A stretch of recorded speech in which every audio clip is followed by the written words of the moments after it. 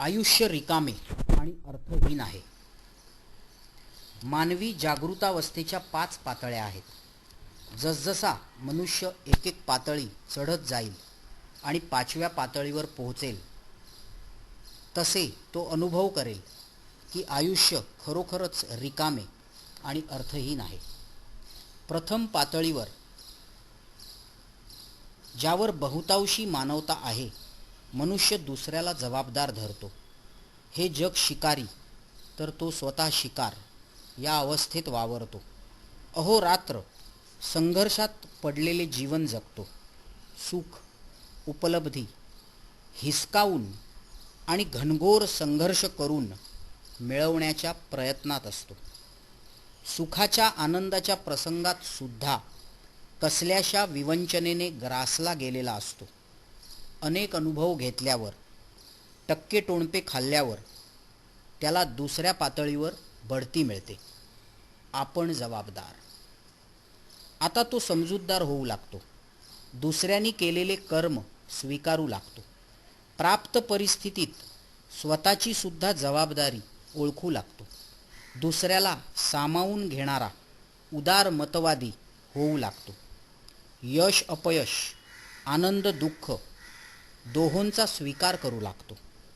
जीवन नावाच्या प्रवासात चांगल्यानंतर वाईट आणि वाईटानंतर चांगले लागलेले आहे, हे गुपित कुठेतरी जाणू लागतो.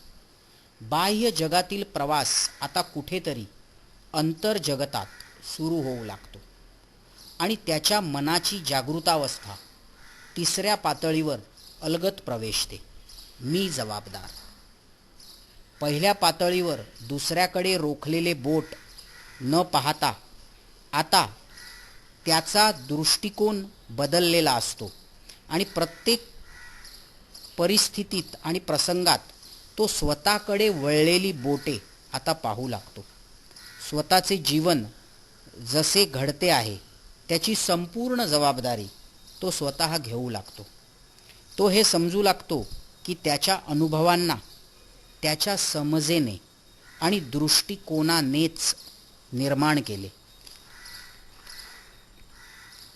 हे आयुष्य म्हणजे बाह्य जगताने मीवर केलेली ॲक्शन नसून त्या ॲक्शनवर मीने केलेली रिॲक्शन आहे. बाह्य जगत म्हणजे मनाचे बाहेर पडलेले प्रतिबिंब आहे आणि जर प्रतिबिंब बदलायचे असेल तर आरसा बदलून काहीच होणार नाही. ज्याचे प्रतिबिंब पडले ते मनच बदलावे लागेल.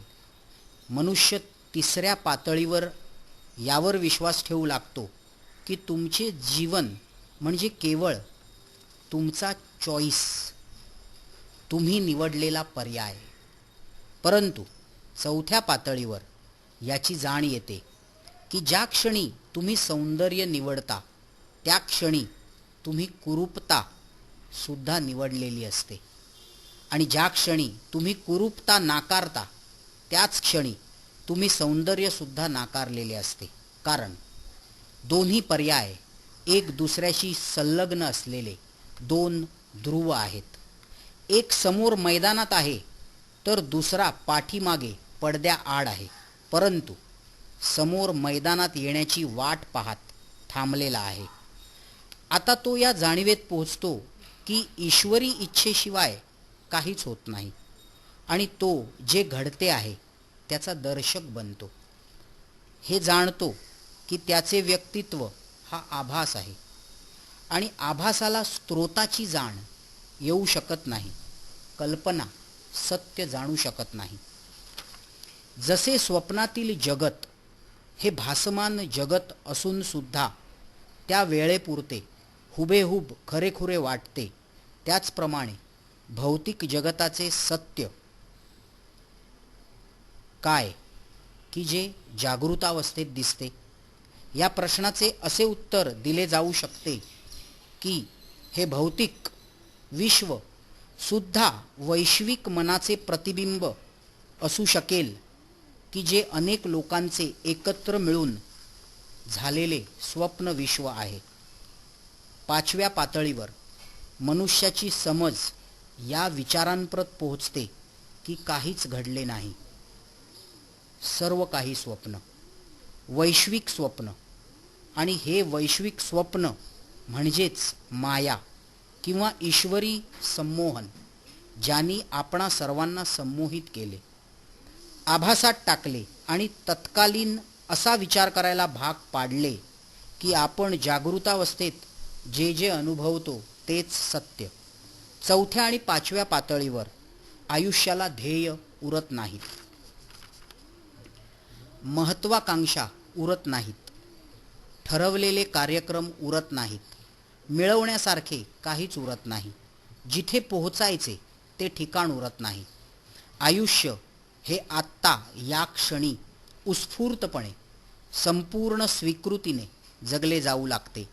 आयुष्य रिकामे आणि अर्थहीन बनते आणि या रिकामेपणातच त्याला पूर्णत्व अनुभवायास मिळते. या अर्थहीनतेतच त्याला